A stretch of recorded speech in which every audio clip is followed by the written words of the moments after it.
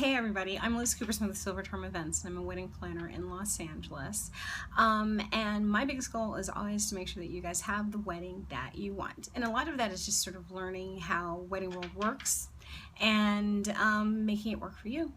So today I am going to be talking about, well, first of all, we got to say this is my first time on Periscope, so be gentle with me. But I'm going to talk today about basically wrangling your wedding guests, because you've got about 100 plus people in one place. You're throwing this big party. You want to be the best hostess that you can. And, so we're just going to talk about some tips.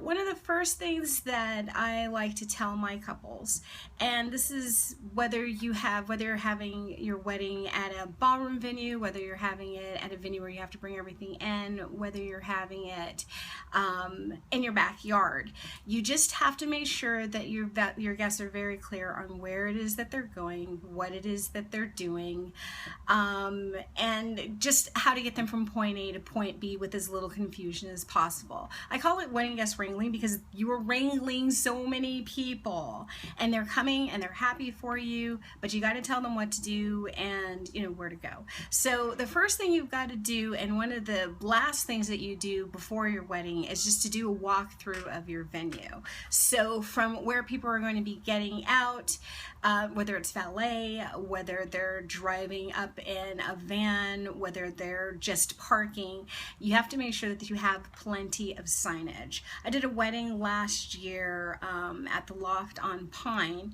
which is in Long Beach, and they have this parking lot, but it's kind of obscure where the entrance is to the venue, so we had to put a big sign like on one of the lighting poles that said turn around and the entrance is to your right. You just have to be sort of clear, because if it was confusing for you when you got there for the first time, it's going to be confusing for your guests. And please, at any time, if you have any questions about your wedding or any questions about guest management, just go ahead and put them in there. Hi Renee, thanks for joining. Hi Kyle and Jade, thank you so much for joining me.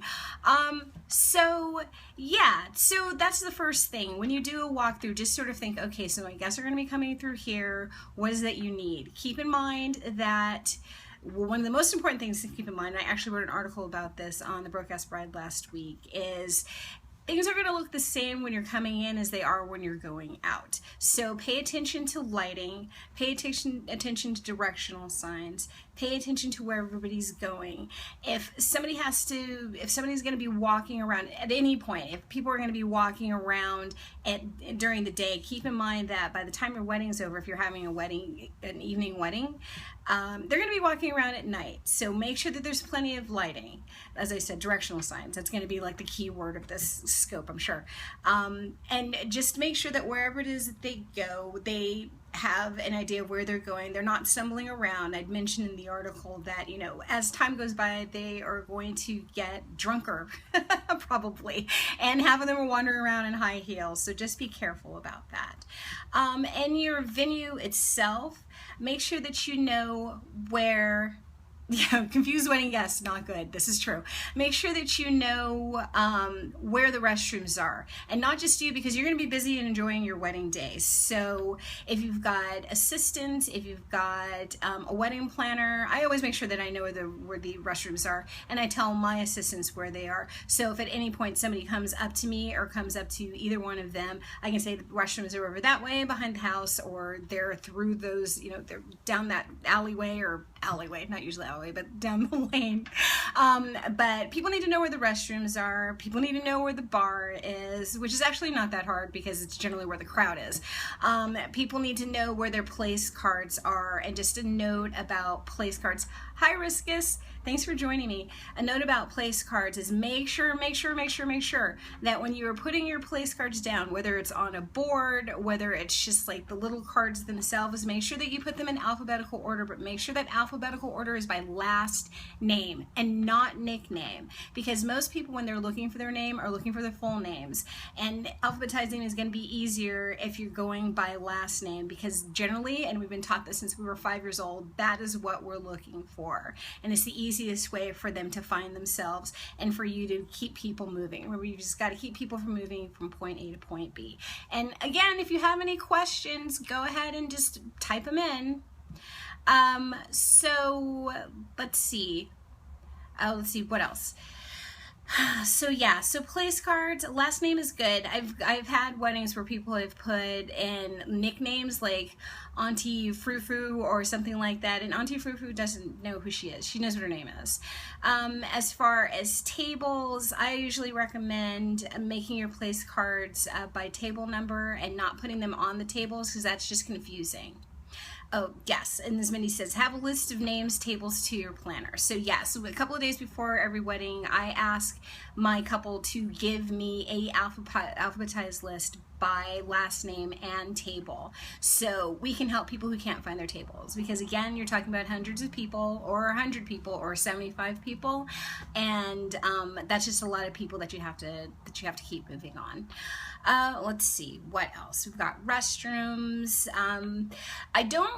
I'm not the biggest fan of programs. I know that those are really huge in some circles, just because things are moving pretty fast, and you've got guests who are coming and who know each other and know enough people. If you really do want to, just announce who everybody is, and you really want to acknowledge them, especially during the grand entrance. If you're doing a grand entrance, it's really good to sort of announce people, and they come and they bow or dance or whatever. You've seen it a million times.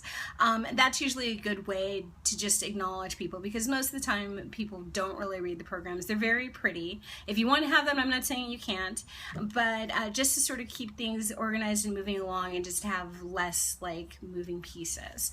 And also, announcements are good. So make sure that there's somebody by a microphone to tell people, okay, we're moving into the ceremony, and then after the ceremony to just sort of have directions to where the cocktail hour is. And then once the cocktail hour is about to wrap up, it usually takes people somewhere between 10 and 15 minutes to actually get to where they need to go. So have somebody announce, all right, so dinner is starting, the place cards are over to your right, or the assignment table is over to your right. And just make sure that they know that, where everything is and what's going on. There's not really any such thing as too much information on a wedding day. It just keeps everybody sort of happy and knowing that things are sort of moving along and what's going on where, and they know what's going on. So do we have any other questions? Just go ahead and put your questions in, and I can go ahead and answer them. Let's see, what else?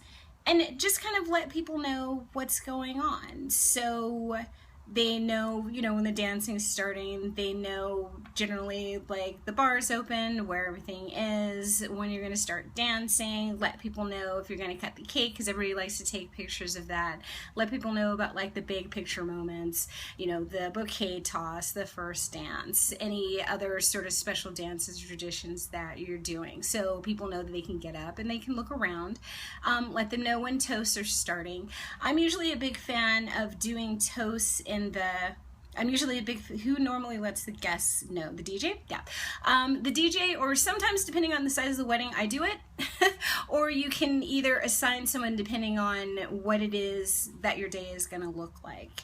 So, but just keep it moving. Just keep people informed, because at some point people are going to start looking around and going, wait a minute, when are we doing toasts? And just going back to toasts, I usually tell people to go ahead and do it, just because you've got a limited amount of time, to go ahead and do it once dinner has been served to everyone. So there's certain things that you need to do as far as, well, first of all, deciding whether or not they're going to be doing champagne toast, they're going to be toasting with whatever's in their glass. And that usually has to do with how much staff you have and what that staff is going to be doing and what they're capable of. So check with your catering, check with your venue as far as timing, check with the photographer, and then make your final decision from there. But try and get that information to everybody about a week beforehand. And going back to the place cards, which apparently I love, see if you can get that list together like at the week before before your wedding, hopefully by the rehearsal. Things have been going a little bit crazy this summer where everybody's busy and everybody doesn't have quite the time to just get all of this together. But even if you can get it online, even if you can send it in an email to your planner or to whoever it is who's going to be helping you out on the wedding day, that's really going to work. And I'm still taking questions, so if anybody has any questions, just go ahead and put them in the stream. And hearts are cool. Those are really pretty. This is my first time on Periscope, so you know, any validation is good. Thank you. But yeah, basically, if there's any thanks, Mindy.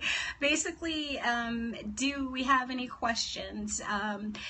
Renee had asked about who's going to do that. You really need to designate somebody to do the announcements, just because it keeps people moving along. So if you have a DJ, just let the DJ can go ahead and do that. Just make sure that you give them the information that they need.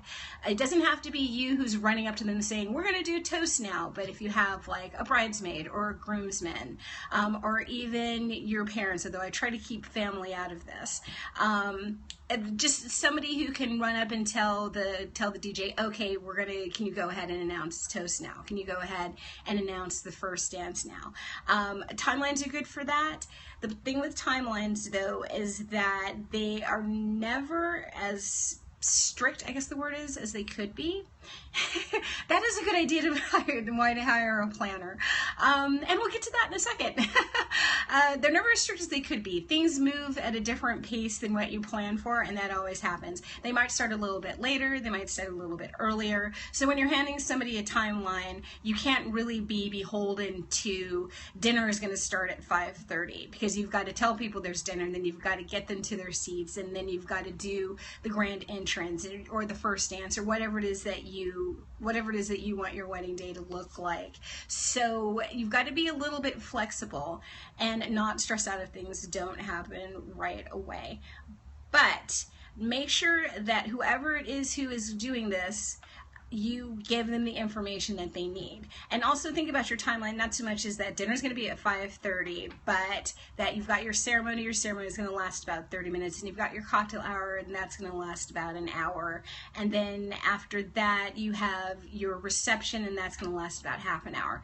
The two things that are the strictest on your wedding day is when you can get in and load everything in, and when you absolutely positively have to be out. So that's the amount of time that you have for your wedding day.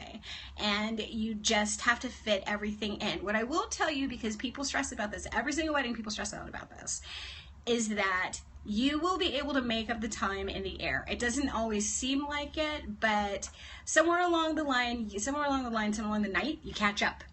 So just keep things moving, just keep an eye on the time. If you have to switch things around a little bit, I've talked on this a few times, and if you have any questions, you can email me directly at liz@silvercharmevents.com.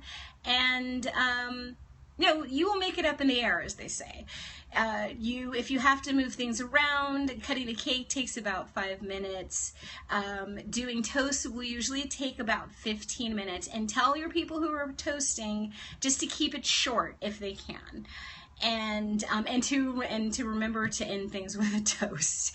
Here's to Renee and Joe, and then you make a toast.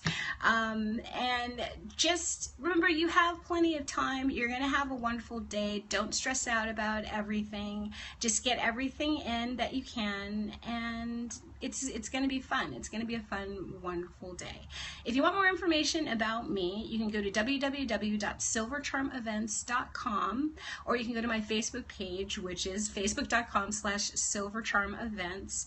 And if you go to my website at silvercharmevents.com, you can also sign up for some more wedding tips by hitting 10 things about your wedding, and you'll be sent just a list of tips that I've figured out over the past 10 years that'll help you just sort of enjoy and sort of miss the mistakes and missteps that other people have made planning their weddings.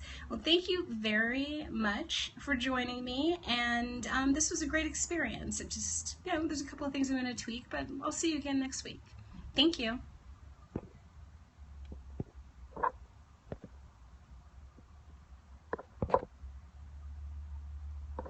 See if I can actually